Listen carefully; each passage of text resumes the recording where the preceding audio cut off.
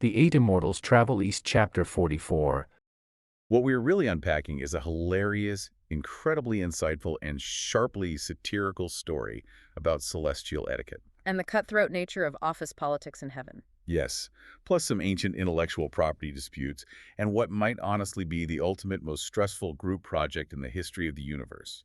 I am so ready to get into this because the world building established right at the beginning of the text completely caught me off guard. Oh, the ascension process. Yes. Based on the opening lines, there's a very strict onboarding process, for lack of a better term, when you become an immortal and ascend to heaven. Very bureaucratic. I always pictured ascension as this peaceful floating up into the clouds where you just chill out for eternity. Most people do. But the text establishes a fundamental, rigid rule right out of the gate. It says that in the heavenly realms, male immortals who ascend must first pay their respects to Mu Gong, the Eastern King. Right. Meanwhile, female immortals who ascend are required to pay their respects to Jin Mu, the Queen Mother of the West. It's very specific. It sounds less like spiritual enlightenment and more like checking in with HR on your first day at a new corporate job. You know, that corporate analogy is actually incredibly apt. Oh, really? Yeah, what the author is doing here is immediately establishing that heaven is a bureaucracy. It's not just a chaotic, free-for-all realm of magical beings doing whatever they please all day. Right. They aren't just lounging around. Exactly. It's highly structured. It has rules, reporting lines, specific jurisdictions, and a very clear chain of command. Wow. The Eastern King and the Queen Mother of the West represent the ultimate cosmic duality in this mythological framework. Like a yin and yang situation. Precisely. They are the masculine and the feminine, the East and the West, the yang and the yin. That is so interesting. So when you arrive in heaven as a newly minted immortal, you essentially clock in by paying your respects to the ultimate executive of your respective division. That is literally HR onboarding. It is. And this is vital context for everything that follows because it establishes that these deities, despite their immense magical power, are strictly bound by protocol. So they have inescapable social obligations. Yes, exactly. So they aren't just sitting under peach trees meditating. They have a calendar, they have appointments, and they have mandatory social events. Very mandatory. And that dynamic brings us to the inciting incident of the story, which just completely shatters the peaceful existence of our main characters. Right. The Eight Immortals. Yes, we are following the famous Eight Immortals, a very prominent group in Chinese mythology. And the sudden panic is triggered by He Shanggu. Who is the only female immortal in this specific core group. Exactly. She essentially bursts everyone's bubble by pointing out a looming, terrifying deadline on the celestial calendar. The birthday. Yes, the Queen Mother of the West's birthday is rapidly approaching. And the way He Shanggu frames this approaching date perfectly encapsulates the mechanics of social pressure. Oh, totally. She doesn't just casually announce hey, just a heads up, the Queen Mother's birthday is coming up next week. No, she specifically reminds the group of a past event to highlight the current obligation. Right. She brings up the Eastern King. Yes, she says, listen, when it was the Eastern King's birthday, all the female immortals went to his palace to celebrate and offer toasts. Oh, I see where this is going. Right, because she is a female immortal who reports to the Queen Mother, but she participated in the celebration for the male authority figure. The implication she is making to her male friends is loud and clear. She's saying, we showed up for your boss, you better show up for mine. Exactly. Mm. If the female immortals showed up to honor the male authority, it would be a massive, unforgivable faux pas for the male immortals, or any of them, frankly, to skip the Queen Mother's birthday. It's the ultimate celestial tit for tat. Precisely. I read that and immediately felt the secondhand anxiety. Oh, it's so relatable. It is pure FOMO mixed with career preservation. It's that sinking feeling when you realize a major social event is happening. You really don't want to go, but the politics of the situation dictate that your absence would be heavily noted. And held against you. Right. And two of the other immortals, Zhongli and Lan Kaihe, they immediately chime in to validate this panic. They definitely do. They acknowledge their own specific jobs. They say, look, we all have our own jurisdictions, we have our own realms we manage, and our own immediate superiors. But they explicitly state that this birthday party isn't about their day-to-day jobs. Right. They categorize it as a matter of grand etiquette. Which is a very loaded term. Basically, every single entity who is anyone in the heavenly realm is going to be at this party. Which means they absolutely, positively must make an appearance. Yeah. If we pull back and look at the cultural architecture beneath the text, this is a brilliant reflection of how traditional Chinese society viewed ritual and etiquette. Really? Like on a philosophical level? Yes, it's encapsulated in the concept of lie, L-I. Okay, lie. For a modern listener, the word etiquette usually just means, knowing which fork to use at a fancy dinner, or maybe remembering to send a thank you note. Right, something kind of superficial. But in this philosophical context, lie is much deeper. It was considered the invisible glue that held the entire universe together. Oh, wow. The universe. Yes, it was the physical manifestation of cosmic harmony. So for these immortals to ignore the Queen Mother's birthday wouldn't just be considered rude in a social sense. It would be like a disruption of reality. It would be a literal disruption of the cosmic social order. They are entirely trapped by the grandeur and the gravity of the event. So opting out is mathematically impossible. Exactly. But I want to push back on something here because while they agree they have to go, Zhongli and Lan Kaihe voice a massive problem. The gift issue. Yeah. They say, okay, we have to go, we're in agreement, but we don't have a good enough gift. They complain that they have no excellent things to show their respect. Right, and this part really tripped me up. I mean, they are immortals. They literally possess magic. They can presumably conjure gold or jewels or whatever they want. You would think so. So why are they standing around sweating like a mortal who forgot their wedding anniversary, stressing about not having a good enough physical object to hand over? It seems contradictory at first, I know. But it actually highlights a profound vulnerability. How? They are experiencing acute status anxiety. Yes, they are the 8 immortals. They are powerful, they are famous among mortals, and they have magic. But you have to remember who they are dealing with. The Queen Mother. The Queen Mother of the West is at the absolute apex of the heavenly hierarchy. If they use their magic to conjure up a giant pile of gold or some beautiful jade carvings, it just highlights how small their magic is compared to hers. Oh, because she already has all of that. Exactly. If they show up with a generic expected gift, it reflects poorly on their entire squad. It shows a lack of cultivation. So it's not about the money. Not at all. They aren't worried about the financial cost of the gift. They are terrified of the social cost of looking unimaginative in front of the most powerful goddess in existence. That makes a lot of sense. And that leads directly to another immortal, Zhang Guolao, stepping in. Right, the voice of reason. Yes, and his assessment of the situation is incredibly grounded. He looks at the panicking group and basically says, look at who we are dealing with here. She lives in the land of ultimate bliss. The land of ultimate bliss. She literally possesses everything in the universe. What could she possibly lack? Which is such a brilliant point. He realizes, just like you were saying earlier, that any material good they try to hand her is utterly useless. You cannot give a physical object to the entity who essentially owns the physical universe. Zhang Guolao functions here as the crucial voice of reason. He identifies the exact economic problem at play. Because of the lack of scarcity? Exactly. Because material scarcity does not exist for the Queen Mother, a material gift is not just redundant, it is almost insulting. Oh, wow. Insulting. Yes, because it demonstrates a fundamental misunderstanding of who she is. It is a profound realization that forces the entire group to pivot their strategy. Right. He points out that trying to give her a thing, a jewel, a magic weapon, a rare fruit, would mean falling into common cliches or vulgar tropes. And nobody wants to be vulgar. Exactly. In the context of ancient Chinese aesthetics, calling something vulgar or common is the ultimate insult. So they're desperate to avoid being perceived as basic. They really are. They want to prove they are sophisticated, cultured beings worthy of their immortal status. So the obvious question is, how do you impress someone who cannot be impressed by things? You give them something you can't touch. Right. Zhang Guolao proposes a solution that shifts the entire paradigm. He says they need something custom, something deeply culturally significant that cannot be conjured or bought. A piece of writing. Yes. Specifically, a customized essay or a poem written by a highly famous figure, dedicated exclusively to her, wishing her a long life. This is a remarkably sophisticated solution, and it taps directly into the highest echelons of classical Chinese culture. How so?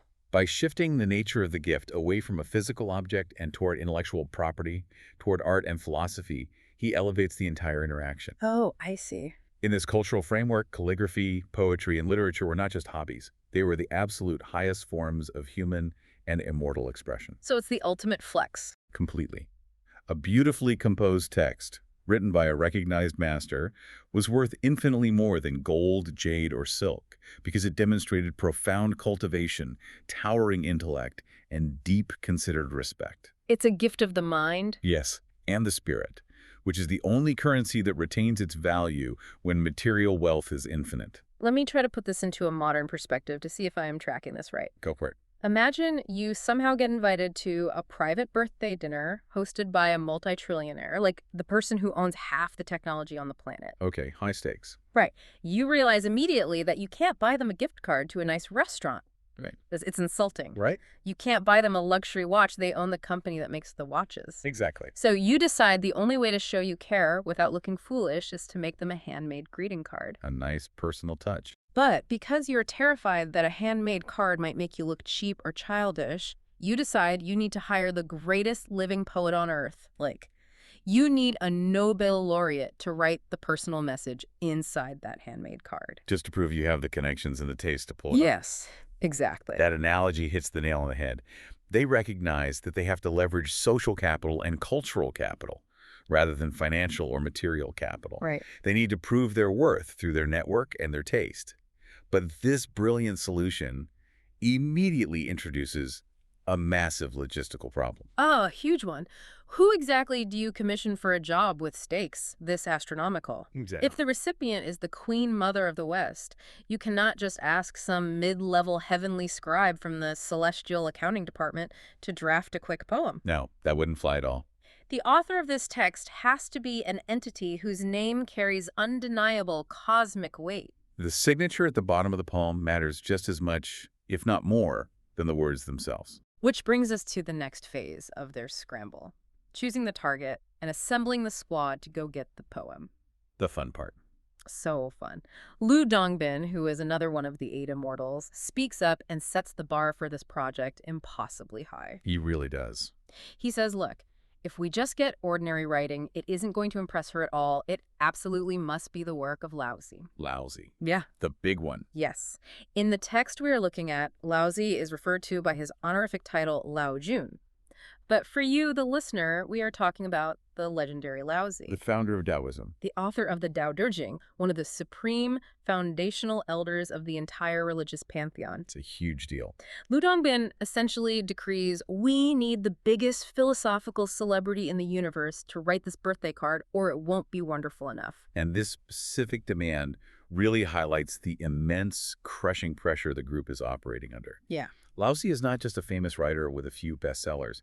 He is a philosophical titan whose teachings shape the very fabric of reality. Requesting that he write a customized birthday greeting is a staggering ask. It's absurd. It is like demanding that Albert Einstein take time away from formulating the theory of relativity to help you write an out-of-office auto-reply. That is a perfect way to put it. It's massive, almost laughable overkill. But within the strict hierarchical context of honoring the Queen Mother of the West, it is perceived as the only appropriate level of prestige. Right. The problem, of course, is access. Yes. You cannot simply walk up to a figure of Laozi's magnitude, knock on his door, and demand a bespoke poem. There has to be a highly orchestrated strategy. Yeah, I know exactly what you mean, because you need an in. You need an introduction, a warm connection. A networking opportunity. And this is where Shangu steps back into the narrative, playing the role of the ultimate heavenly networker. She is so good at this. She possesses a crucial piece of celestial office gossip,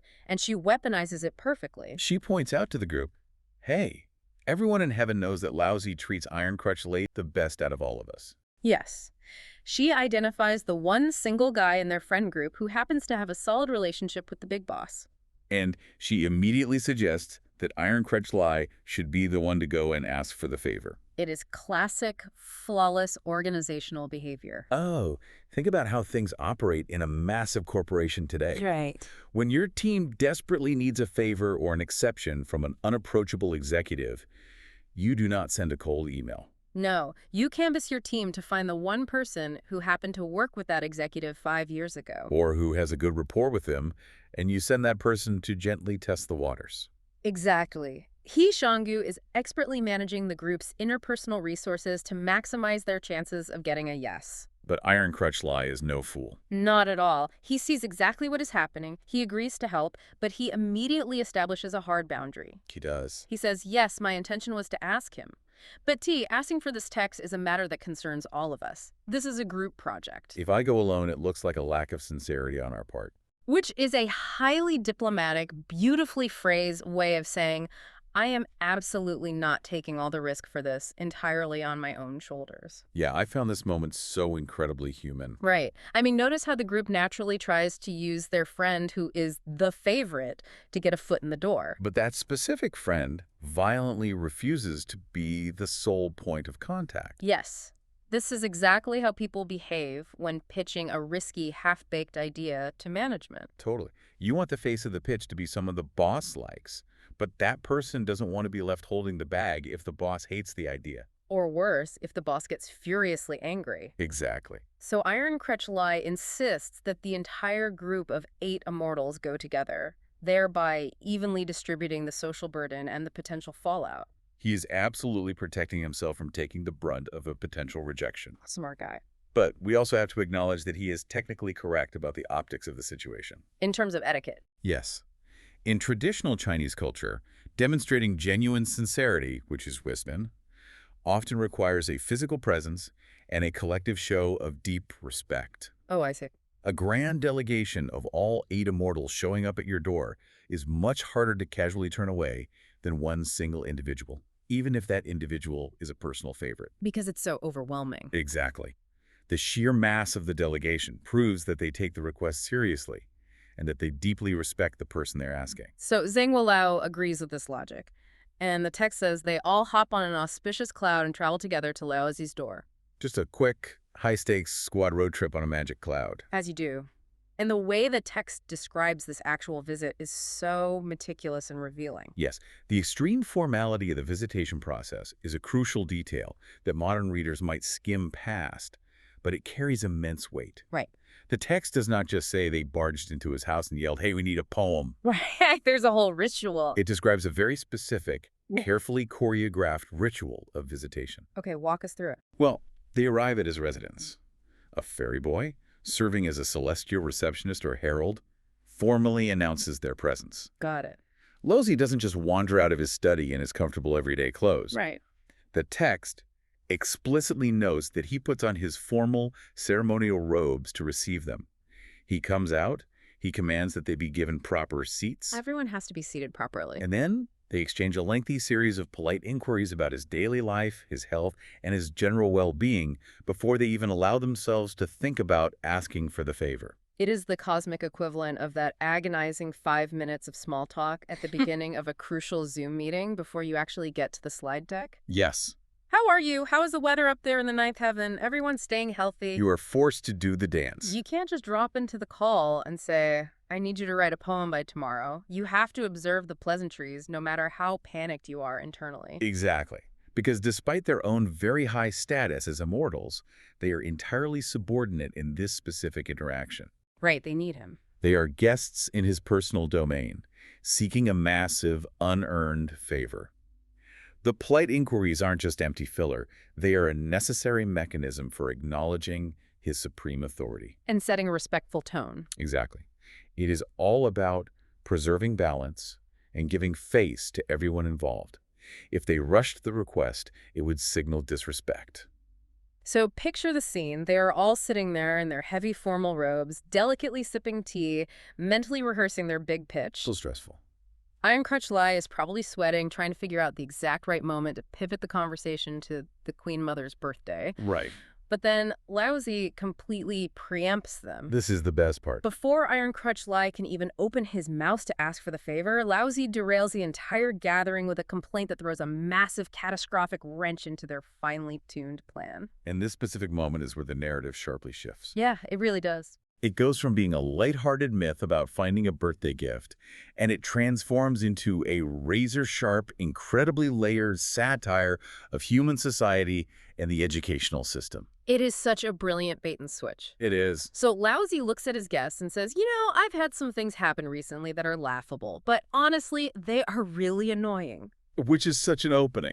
Of course, the Immortals, being polite guests, have to lean in and ask, "Oh, really? What's wrong, Laozi?" Right, they have to take the bait. And Laozi unloads on them. He goes on a full-blown, passionate rant. A huge rant. He tells them that down in the mortal realm, scholars have been stealing his texts. Plagiarism. Yeah. They are taking his profound spiritual, philosophical writings, and they are using them to pass their civil service exams. Desperately trying to gain fame, official rank, and high-paying government jobs. To truly understand the gravity of this rant and why it is so funny to the original audience, we have to look deeply at the historical context the author is drawing from. That's right. Because for centuries in Imperial China, particularly during the Ming and Qing dynasties when this novel was taking shape, the civil service examinations, the Qiju, were the absolute center of social life. They really were. They were the sole, exclusive pathway to political power, immense wealth, and upward social mobility. And millions of young men spent their entire lives, literally from childhood to old age, locked in study. Just to pass these exams. Exactly. Memorizing classical texts to write highly stylized, rigid essays known as the eight-legged essay. So what Laozi is complaining about is that these ambitious mortals are ripping off his sacred, mind-expanding spiritual teachings not to achieve enlightenment or understand the universe. But simply to pad their resumes and get a cushy administrative job. Right. He views it as a gross, offensive misappropriation of his intellectual property. I am so glad you brought up the civil service exams, because the text introduces another layer to this bureaucracy that just blew my mind. Oh, what's that? Laozi explains that it isn't just the mortal students who are annoying him, it's the celestial bureaucracy that grades them. Wait, they grade earthly exams in heaven? Well, symbolically, yes. The text explicitly mentions a deity named Wen Chang. Okay, Wen Chang. Now, I did a little digging on Wen Chang while preparing for this, and it is fascinating. He is essentially the celestial deity of literature and culture. Okay. But more specifically, he is the god who literally holds the scales of literary justice. He is the patron deity of the civil service examinations. Oh, wow. In the mythology of the exams, students prayed to him constantly because it was believed that Wen Chang literally graded the earthly papers from up in heaven, deciding the fate of who would pass, who would fail, and who would get the government job. That is incredible context. So how does he fit into Laozi's rant? Understanding Wen Chang's role is crucial to understanding Laozi's theory. Wen Chang represents the pragmatic, rigid Confucian ideal of statecraft. Right, practical governing. He wants essays that demonstrate a student's ability to govern, to collect taxes, to manage agriculture. Makes sense. So Laozi tells the group that Wen Chang, the ultimate heavenly exam grader, got sick of reading these student essays. Why? Wen Chang found that the mortal scholar's writing was becoming far too profound or too harsh and abstract. Oh, because they were quoting Laozi. Exactly. Because the students were relying entirely on quoting Buddhist and Taoist scriptures, like Laozi's mystical work, instead of demonstrating practical, actionable knowledge for running an empire. But wait, I have to challenge this. Go ahead. If you are grading an essay, isn't quoting Laozi a sign that the student is well-read and deep?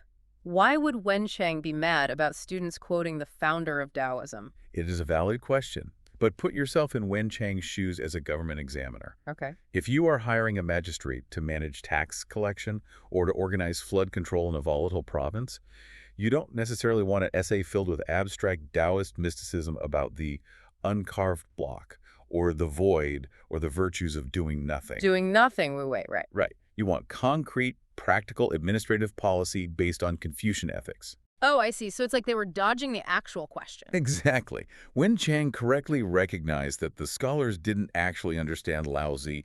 They were just regurgitating his most profound-sounding quotes to sound intellectually deep without actually answering the practical questions on the exam. It was an ancient version of throwing buzzwords into a resume. Yes. So Wen Chang took decisive action to stop the trend. And what an action it was. Oh, yeah.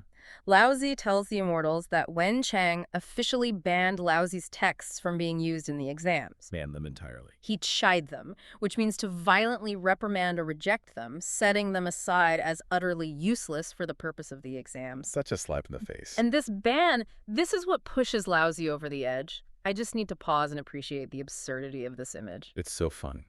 The legendary founder of Taoism, the Sage of Detachment, is sitting in his house fuming because the celestial god of literature dropped his book from the mandatory syllabus. It is wild. It is deeply ironic, and it is a stroke of brilliant meta-commentary by the author of Journey to the East. Right. Laozi is profoundly offended. But here's the nuanced part. He isn't offended because he wants mortals to use his work to get rich. He literally just said he hated that they were doing that. Oh, that's true. He is offended by the blatant disrespect of the ban itself. It is a massive blow to his ego. Wow.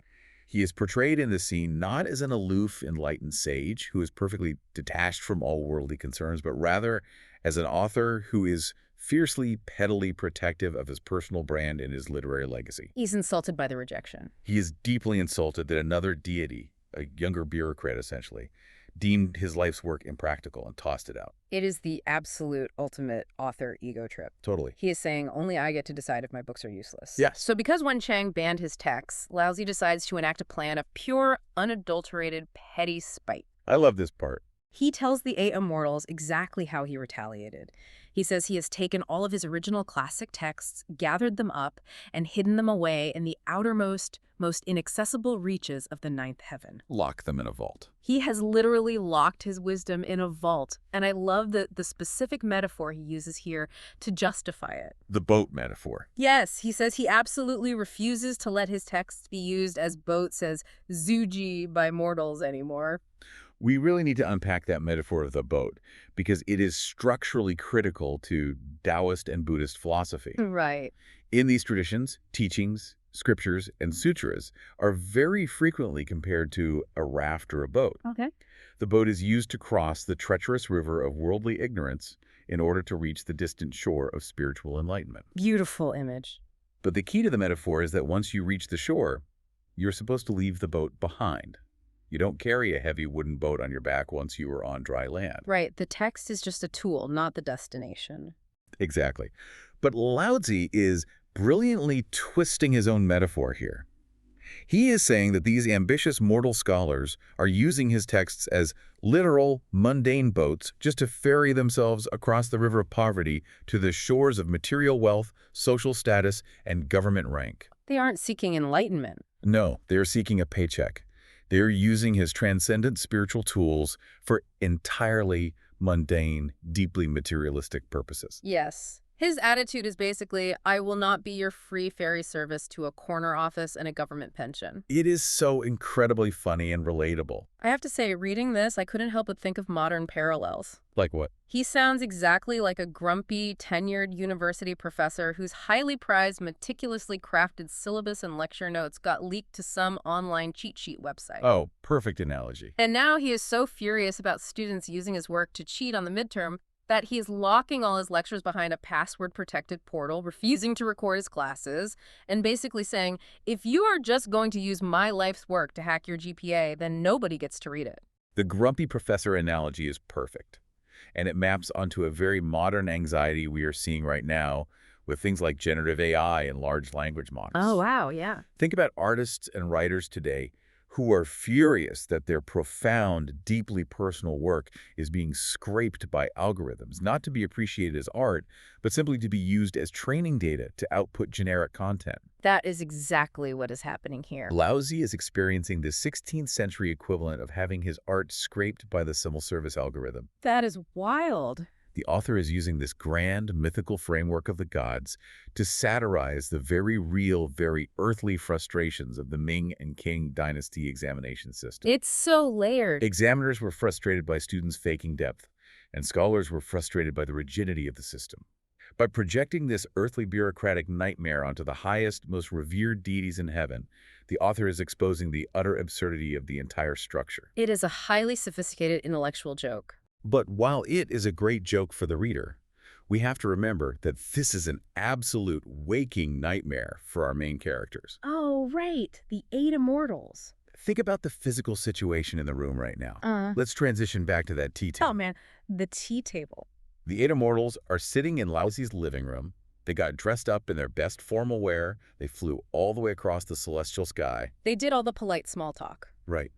They came here with one single desperate goal: to ask him to write a piece of text for a birthday present. And they're currently sitting there, frozen in horror, listening to him go on a massive, table-pounding rant about how much he absolutely, vehemently hates people using his writing. The dramatic irony in this scene is thick enough to cut with a knife. It really is. Laozi is completely, blissfully oblivious to why they are actually there.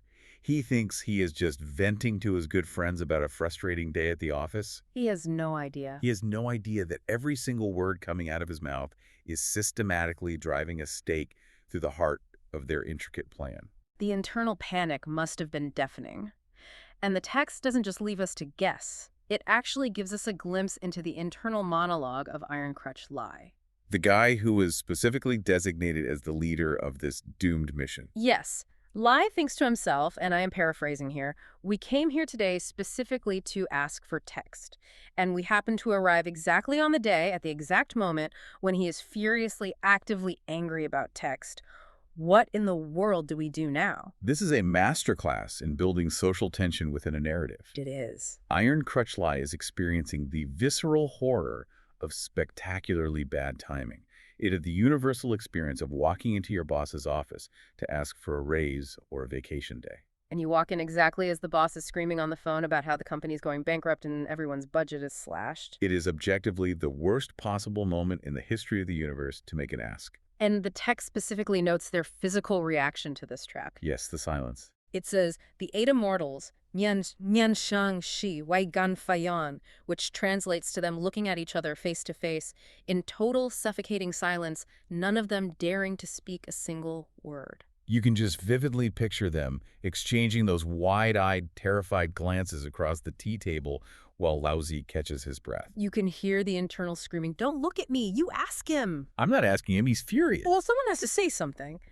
It is the most awkward, prolonged silence in all of heaven. Their silence is a profound testament to Laozi's intimidating presence. Oh, sure. Even immortals, beings who possess limitless magic and eternal life, are deeply afraid to interrupt a ranting sage. Right. They're completely paralyzed by the conflicting forces of their urgent need for the birthday gift and their sheer terror of triggering Laozi's wrath by asking the wrong question at the wrong time. They are socially and politically trapped. But the silence drags on for so long that eventually Laozi actually notices it. Oh, fine. Oblivious to their internal panic, Laozi finally stops ranting, looks at his guest, and basically says, "Anyway, enough about my problems. Why have you all graced my humble home with a visit today?" He practically rolls out the red carpet for them to ruin his day. "You must have some profound reason for coming all this way together. Please, speak your minds." He literally prompts them. He actively invites the disaster into the room. Laozi's sudden shift back to the role of the polite, attentive host forces their hand. It does. They cannot sit in silence forever. Doing so would be a breach of the very etiquette they are trying to uphold. The rules of visitation dictate that they must state their business clearly when asked directly by the host. There is no escaping it now. So someone has to take the bullet. Yep. And Iron Crutch Lai, to his immense credit, steps up to the plate. He doesn't throw Hishangu or Zhangguo Lao under the bus. No, he's a good leader. He takes a deep breath and he explains the entire situation. He lays it all out on the table. The Queen Mother's birthday is coming. They have a binding social obligation to attend. They have absolutely nothing respectful enough to give her that doesn't look cheap or vulgar. And so They were hoping, if it wasn't too much trouble, to borrow the heavyweight of Laozi's great writing to put on a scroll as a gift. it is a moment of sheer bravery on Lei's part, considering the rant he just listened to. Oh, yeah. But notice how beautifully he frames the request. He doesn't just blurt out, "We need a poem."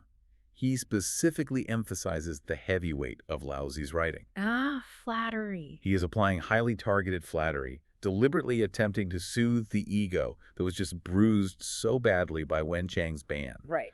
He is essentially saying, listen, Wen Chang and those mortal scholars might not appreciate your true genius, but the Queen Mother of the West certainly will, and we do. But Laozi isn't stupid. He immediately sees the glaring contradiction. Of course he does. He doesn't explode in anger at them, which is a relief, but he hesitates significantly.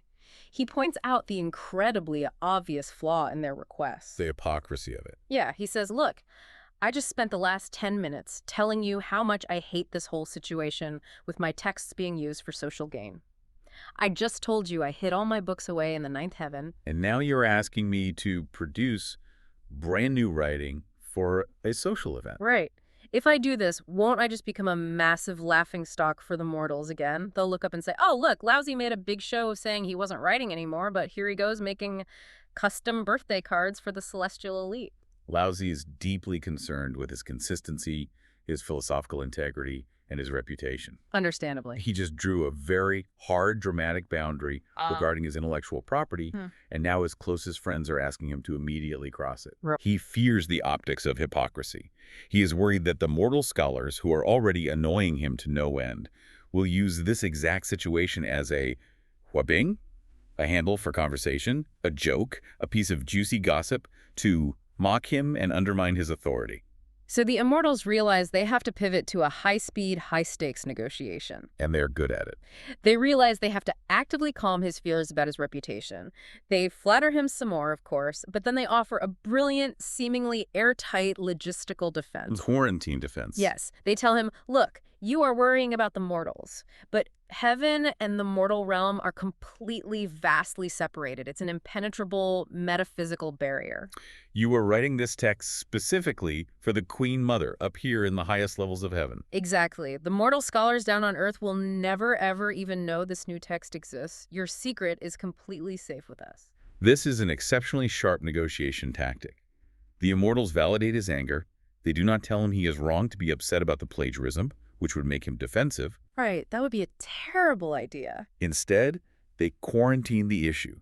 They cleanly separate their specific request from the mortal scholars who angered him, emphasizing the physical and metaphysical barrier between heaven and earth. Like an NDA. They are basically signing a celestial non-disclosure agreement right there at the tea table.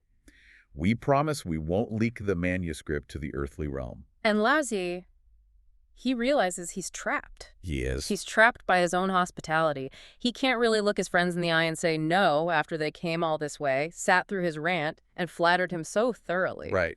But because he is a literal genius, he finds a clever loophole that allows him to protect his work from being misused while still giving his friends exactly what they need to survive the party. This compromise is the absolute turning point of the narrative. How does he pull it off? Laozi agrees to the request, but he attaches a very specific caveat. He reiterates his core fear. Moral scholars are incredibly deviously good at imitating things. Right, they will copy anything. If he writes a standard philosophical essay or a prose piece, there's always a tiny risk that somehow, somewhere, it might leak down to earth and be copied as a template for a civil service exam. Okay, so what's the solution? To ensure his work is absolutely, structurally useless for passing a government exam, he decides to completely change the medium of the message. I found his solution to be brilliant. He says, I won't write an essay. Instead, I will write a C. A C poem. Now, my understanding is that a C is a very specific style of classical Chinese lyric poem. Yes, it is. It is highly stylized, it is meant to be sung to specific pre-existing musical tunes, and it is completely different structurally from the rigid argumentative prose required for government exams. And when the Immortals hear this proposal, they enthusiastically agree. The text says they cry out, more wonderful, more wonderful. Because in this cultural context, poetry is even more elevated and prestigious than prose. You've hit on the exact mechanical genius of the loophole. Yeah. To understand why this works, you have to know that the civil service exams demanded the eight-legged essay, which was a rigid, highly logical, argumentative format. Right. By choosing to write a sick poem instead, Laozi is essentially encrypting his gift. A sick poem is deeply emotional, it has irregular line lengths to match a musical melody, and it deals with aesthetics and feeling. It's the opposite of an exam essay. Exactly. If a mortal student somehow got a hold of this poem and submitted it on their civil service exam, they wouldn't just fail, they would be thrown out of the testing hall for not following the formatting rules. Oh, that's brilliant. So Laozi is producing a format that is profoundly beautiful and culturally prestigious, making it a perfect gift for the Queen Mother, but structurally useless for the earthly bureaucracy that is plagiarizing him. Right. He manages to satisfy his pressing social obligation to his friends while rigorously maintaining his boycott of the exam system. It is a flawless intellectual maneuver. That makes so much sense. It's like someone asking you to write a corporate strategy memo and you write them a Broadway musical number instead. Yes. It communicates the idea, but nobody can steal it for a boardroom presentation. So, having found his loophole, Laozi picks up his brush and he just dashes off a masterpiece. He really does. The text actually gives us the full poem he writes, which is set to a specific traditional tune called 1,000 Autumns, or Kian Kyu Sui. Right. And I really want us to take the time to read through the imagery of this poem because it is absolutely stunning and packed with meaning. Let's break down the first stanza. Okay, let's go. It starts with this imagery. The sun is warm on Kunlun. The scenery in the fairy gardens is good. Drunk in the jade towers, the mysterious maiden applies her makeup, suddenly making one feel the dark clouds have broken into dawn, adding a delicate beauty. There is an astonishing amount of mythology and flattery packed into just those few lines. Break it down for us. First, we have the reference to Kunlun. In Chinese mythology, the Kunlun Mountains are the cosmic axis, and they are traditionally considered the earthly residence or the paradise domain of the Queen Mother of the West. Oh, so it's her house. Right. It is a place of supreme, untamed magical power. By mentioning the warm sun and the good scenery of Kunlun right at the beginning, Laozi is immediately setting a joyous, celebratory, and highly localized tone. He is singing about her home. But what about the mysterious maiden applying makeup? Ah, yes. I mean, the imagery of dark clouds breaking into dawn is vivid, but who is the mysterious maiden, and why is she in this birthday poem? That is a very deliberate choice by Laozi. The mysterious maiden, often known as Juishin Shranu, is a powerful deity in her own right, often associated with martial prowess, strategy, and esoteric knowledge. Okay. She is sometimes depicted as a disciple or an associate of the Queen Mother. Here, this powerful, strategic goddess is depicted in a moment of intimate, peaceful beauty, applying makeup. Oh, that's a contrast. By saying her makeup breaks through the dark clouds into dawn, Laozi is offering a metaphorical description of the radiant, youthful, and eternal appearance of the immortals who live in the Queen Mother's realm. It suggests that her paradise is a place of perpetual renewal, peace, and striking beauty, where even warrior goddesses can relax and be beautiful. The pinks and reds of the makeup are likened to the brilliant colors of a breathtaking sunrise. It is an incredibly layered, highly sophisticated form of flattery. It's gorgeous. And then we move to the second stanza, where he shifts from describing her garden to directly addressing the Queen Mother's status and power. For serious stuff. He writes, "The person is present, surrounded by the auspicious light of the South Pole Star.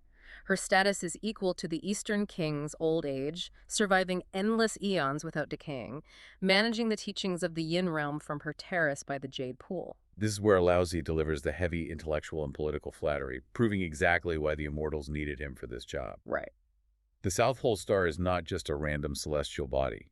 It is traditionally associated with the deity of longevity in Chinese astronomy and mythology. Okay, the star of longevity. By describing the Queen Mother as being surrounded by its auspicious light, he is explicitly, cosmically wishing her eternal life and continued health. And he directly, explicitly compares her to the Eastern King. He writes, "Her status is equal to the Eastern King's old age." He puts it right there in writing. Exactly, and that ties perfectly back to what we discussed at the very beginning of this deep dive. With the HR onboarding. Yes. We talked about how ascending immortals must pay respects to both the Eastern King and the Queen Mother as the ultimate duality of heaven. Right. Here, Laozi, who is one of the highest and oldest deities in existence, is officially validating her equal footing in the cosmic hierarchy in writing. He is publicly acknowledging her immense power. It's a huge endorsement. Furthermore, the phrase managing the teachings of the Yin realm explicitly acknowledges her specific, vital domain. She isn't just a figurehead or a pretty goddess. She's an active, essential manager of the cosmic forces of Yin, ruling from her legendary Jade Pool. He is validating her authority, her administrative power, and her immortality simultaneously. He is flawlessly hitting all the right notes. Beauty, longevity, status, and active power. All of it. And the poem concludes with this incredible auditory and cosmic imagery. The various grades of heavenly music come to praise the eternity of the universe.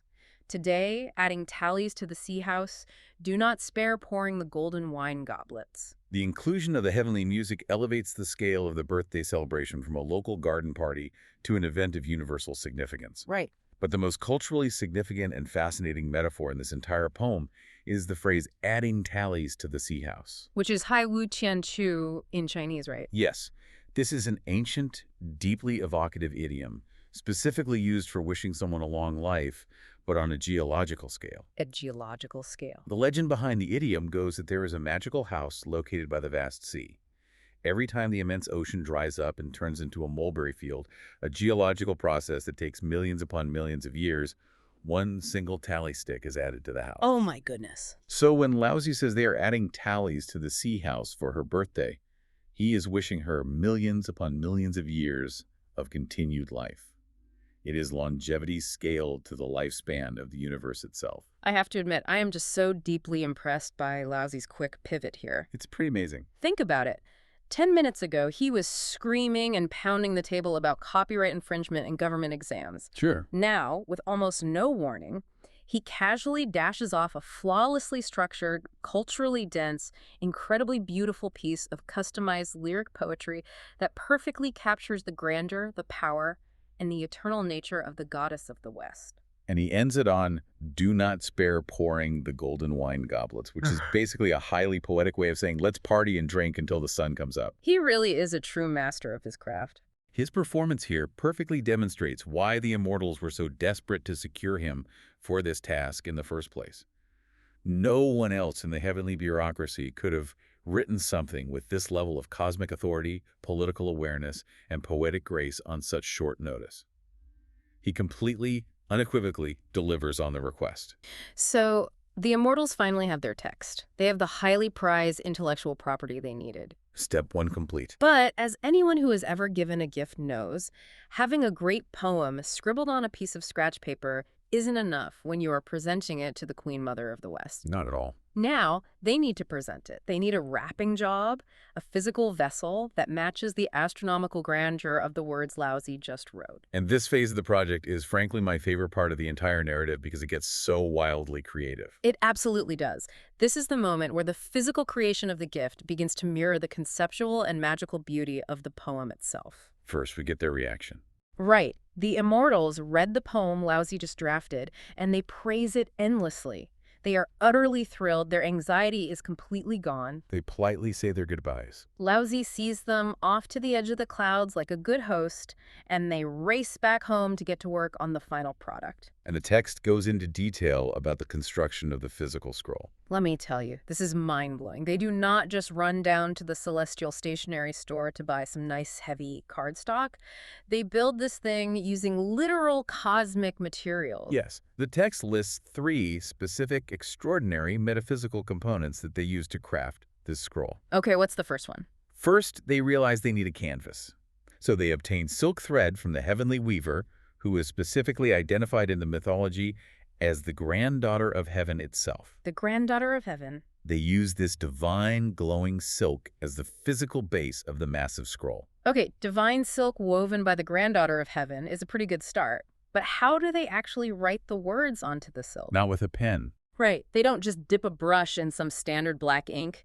The text says they They literally take stars from the sky and weave those burning stars into the silk to form the characters of Laozi's poem. They're using glowing, burning celestial bodies as their typography. It is a stunning, almost incomprehensible visual image.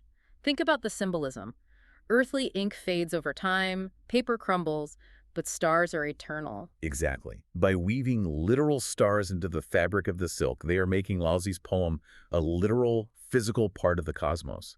It elevates the gift from a nice piece of writing to an eternal cosmic artifact. But wait, it gets even better. They need a border for the scroll, right? Right, for the decoration. They don't just paint on some gold leaf or stitch some nice patterns. The text says they go up and cut pieces of glowing, multicolored sunset clouds right out of the sky, and they use those clouds as the colorful decorations and the borders for the scroll. They're crafting this birthday card out of the atmosphere and the galaxy itself. Silk from a goddess, words made of burning stars, borders made of literal sunsets. It is a profound demonstration of their immortal capabilities. It really highlights the vast, unbridgeable difference between the mortal realm and the heavenly realm. How so? While those mortal scholars Laozi was complaining about are hunching over desks, grinding black ink on stone slabs in tiny freezing exam cells, the Immortals are casually manipulating the fabric of the universe, pulling down stars and clouds to craft a birthday card. It's a huge flex. It shows that while they may have mortal anxieties about gift-giving, they have godlike resources to solve the problem. But the most fascinating detail, from an etiquette standpoint, is what comes next. The specific scale of this project. Yes. This part cracked me up because it is so extreme. The text says they do Wangzai, Yisi Guangguang, or Weizi. They literally measure the exact sprawling dimensions of the Queen Mother's massive palatial mansion, and they make the scroll proportional to her architecture. They custom-sized this star-studded scroll to perfectly fit the walls of her house. This is a crucial, highly refined point of etiquette that shows they are thinking about the recipient's experience. Exactly. If you give someone a grand scroll, but it is too small, it looks petty and insignificant when hung in a massive cavernous dining hall. Right, it looks cheap. Conversely, if it is too large, it is cumbersome and annoying to display.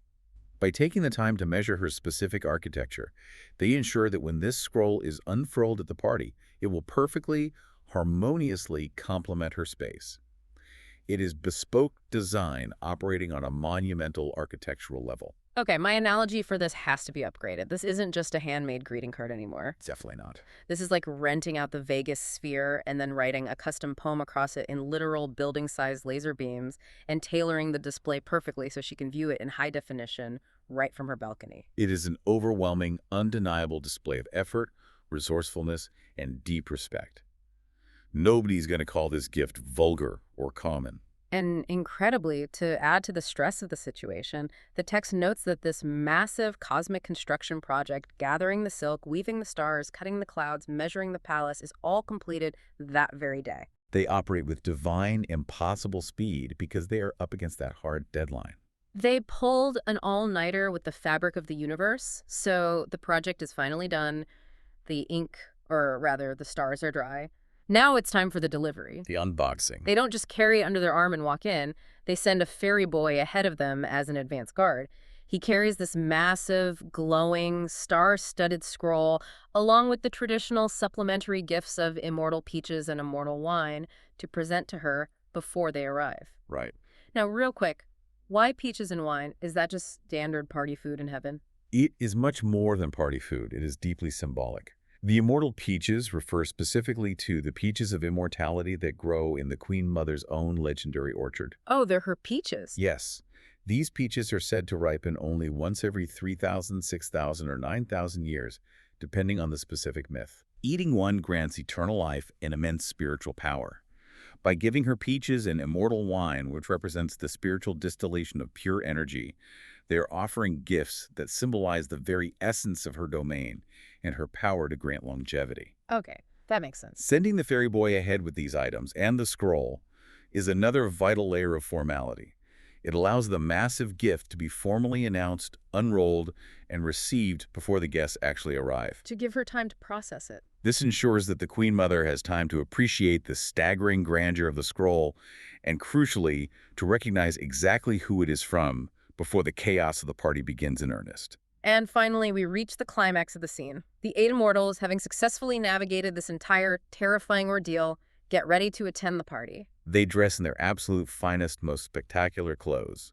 The text says they sheng fu, they dress grandly. They hop back onto their auspicious clouds, and they head toward the Queen Mother's party, looking toward her residence, ready to celebrate. They did it. They survived the group project.